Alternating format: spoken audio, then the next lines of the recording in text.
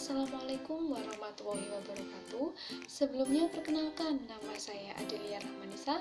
Saya mahasiswa dari STI Widya Agama Lumajang, kelas 7 MA1. Saya dari kelompok 1 yang beranggotakan saya sendiri. Kemudian ada Farda Anisatul Fazra, Imam Syafi'i, Hikmatul Nur Aini, Mega Lestari, dan Riza Nur Anggraini. Di sini kami akan mempresentasikan hasil kerja kelompok kami yang bertemakan pengertian dan konsep dasar bank. Kami membuat video presentasi ini guna untuk memenuhi tugas mata kuliah manajemen perbankan. Jadi saya berharap teman-teman semua di sini nanti bisa mengikuti dan menyimak video kami sampai akhir ya. Oke, kita lanjut ke materi ya.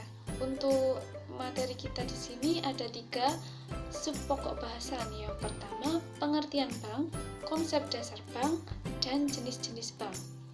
Oke, kita lanjut ke pengertian bank. Apa sih bank itu? Mendengar kata bank sebenarnya sudah tidak asing lagi ya bagi kita, terutama yang berada di perkotaan, bahkan perdesaan sekalipun. Menyebut kata bank, setiap orang itu selalu mengingatnya dengan uang, sehingga selalu saja ada yang beranggapan bahwa yang berhubungan dengan bank itu pasti berhubungan dengan uang. Hal ini tidak salah sih, karena bank sendiri itu bergerak dalam bidang keuangan. Jadi sebelum kita masuk ke pembahasan lebih lanjut, di sini ada pengertian bank. Jadi bank adalah lembaga keuangan yang kegiatan utamanya adalah menghimpun dana dari masyarakat dan menyalurkannya kembali dana tersebut ke masyarakat serta memberikan jasa bank lainnya. Kemudian ada pengertian bank menurut Undang-Undang Nomor 10 Tahun 1998 bahwa bank adalah badan usaha yang menghimpun dana dari masyarakat dalam bentuk simpanan dan menyalurkannya kepada masyarakat dalam bentuk kredit atau bentuk-bentuk lainnya dalam rangka meningkatkan taraf hidup rakyat banyak. Jadi itu tadi ada pengertian bank. Kemudian ada 3 kegiatan utama dalam usaha perbankan. Dari slide sebelumnya tadi kan sudah dijelaskan bahwa bank merupakan perusahaan yang bergerak dalam bidang keuangan. Artinya, usaha perbankan ini selalu berkaitan dengan masalah bidang keuangan. Jadi, dapat disimpulkan bahwa usaha perbankan itu meliputi 3 kegiatan utama. Yang pertama yaitu menghimpun dana, kemudian menyalurkan dana, dan memberikan jasa bank lainnya. Untuk menghimpun dana ini, bank mempunyai strategi dengan cara memberikan rangsangan berupa balas jasa yang menarik dan menguntungkan. Untuk menyalurkan dana, yaitu melemparkan kembali dana yang diperoleh lewat simpanan giro, tabungan, dan deposito ke masyarakat dalam bentuk pinjaman atau kredit bagi bank yang berdasarkan prinsip konvensional atau pembiayaan bagi bank yang berdasarkan prinsip syariah.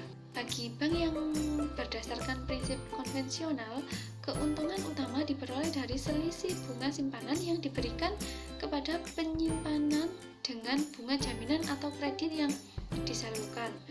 Kemudian, bagi bank yang berdasarkan prinsip syariah, keuntungan bukan diperoleh dari bunga.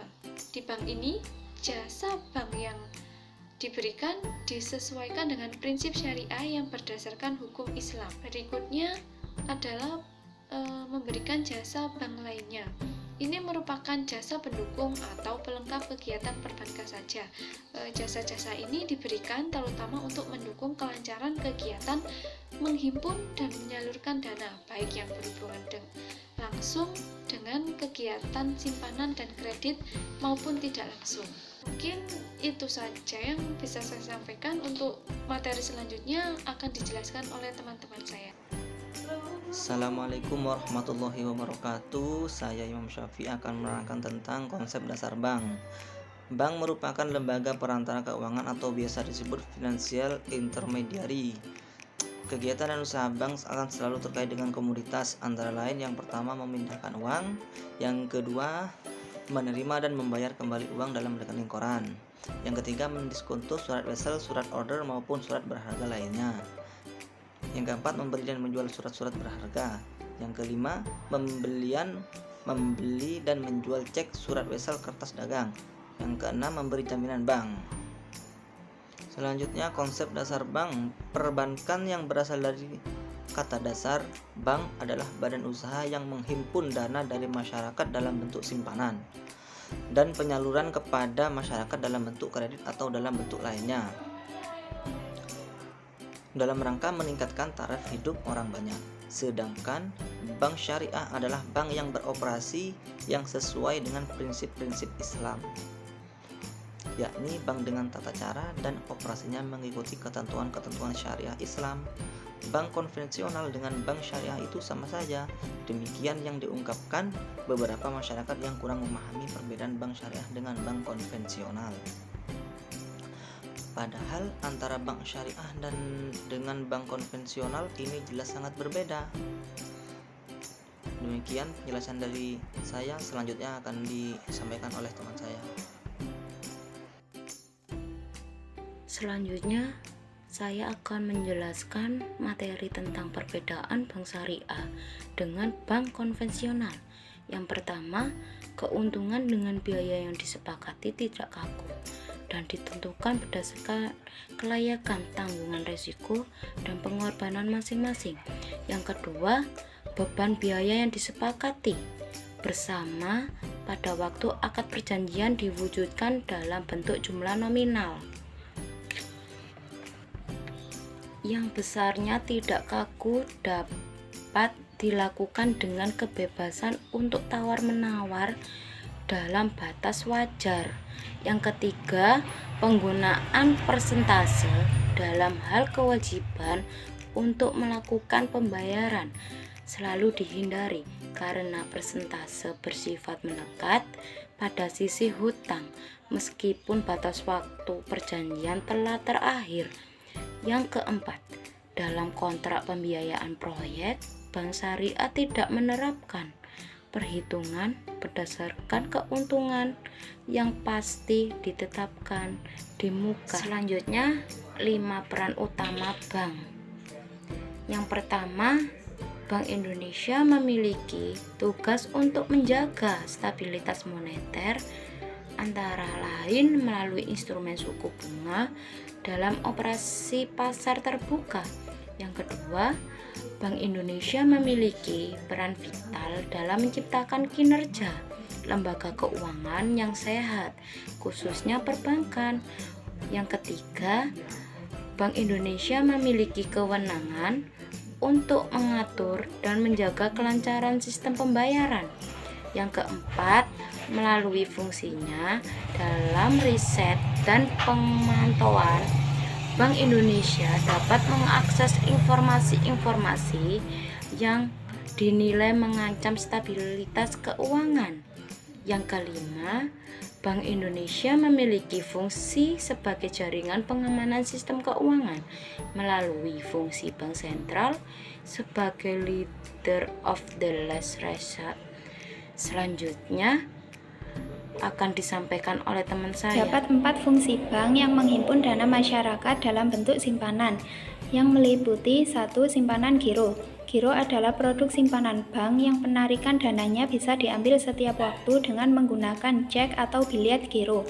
Bank Indonesia mendefinisikan giro sebagai simpanan yang penarikannya dapat dilakukan setiap saat dengan menggunakan cek, biliet giro, sarana perintah pembayaran, atau dengan pemindah bukuan.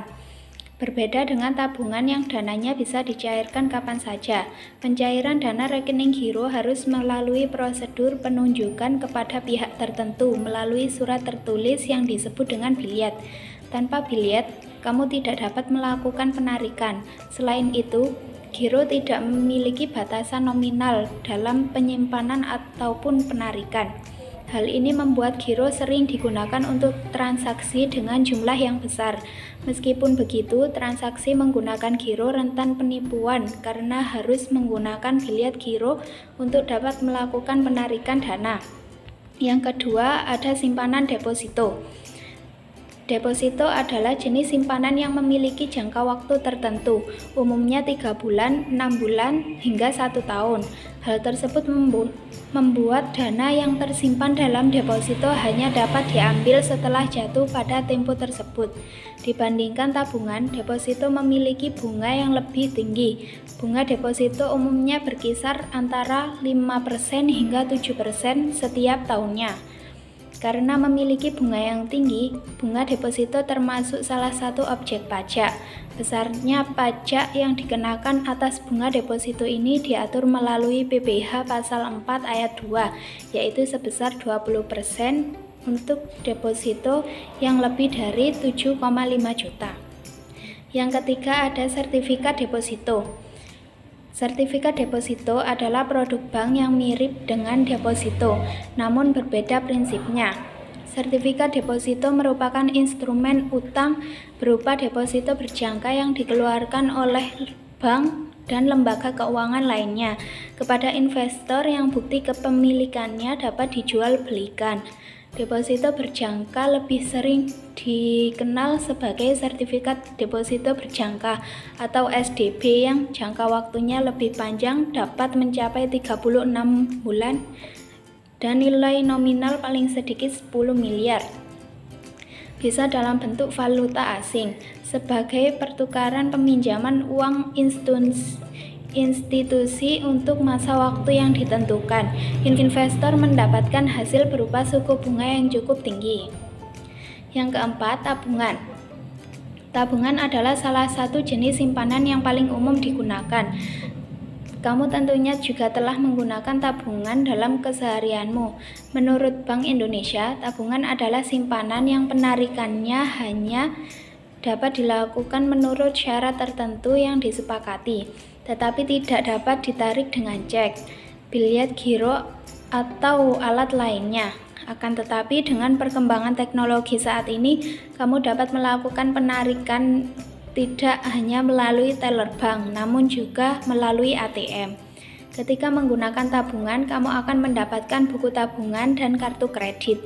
Kedua benda ini dapat kamu gunakan untuk melakukan penyetoran dan penarikan uang. Selain itu, tabungan dapat kamu gunakan untuk melakukan berbagai jenis transfer.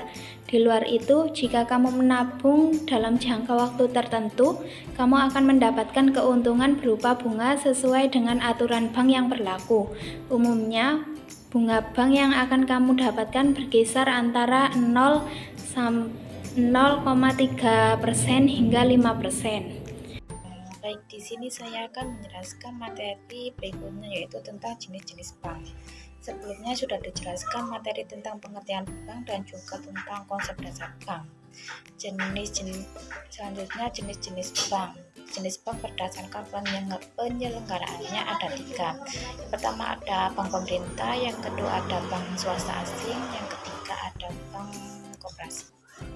Yang pertama bank milik pemerintah, di mana baik akta pendirian maupun modalnya dimiliki oleh pemerintah, sehingga seluruh keuntungan bank ini dimiliki oleh pemerintah pula. Contoh bank milik pemerintah antara lain, yang pertama ada Bank Negara Indonesia atau BNI, yang kedua ada Bank Rakyat Indonesia atau BRI, yang ketiga ada Bank Tabungan Negara atau BTN, yang keempat ada Bank Mandiri. Sedangkan bank milik pemerintah daerah atau BPD terhadap di daerah tingkat 1 dan tingkat 2 masing-masing provinsi, yaitu yang pertama ada BPD Sumatera Utara, ada BPD Sumatera Selatan, ada BPD DKI Jakarta, ada BPD Jawa Barat, BPD Jawa Tengah, BPD Jawa Timur. Selanjutnya ada BPD Kalimantan Timur.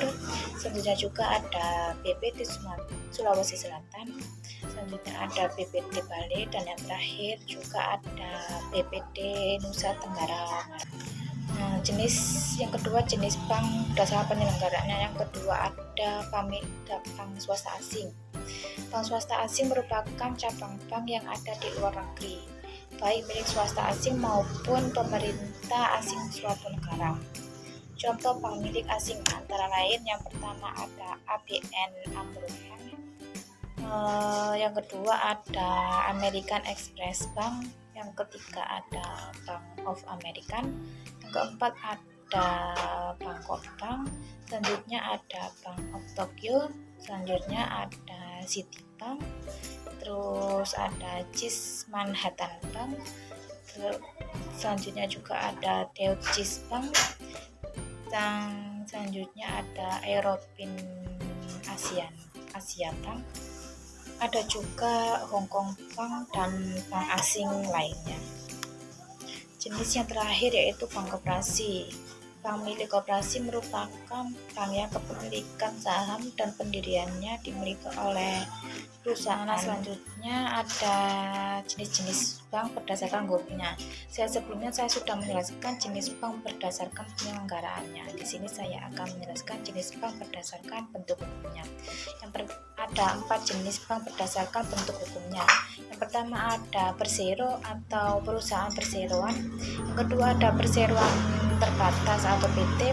Yang ketiga ada perusahaan daerah PD. Yang keempat ada koperasi.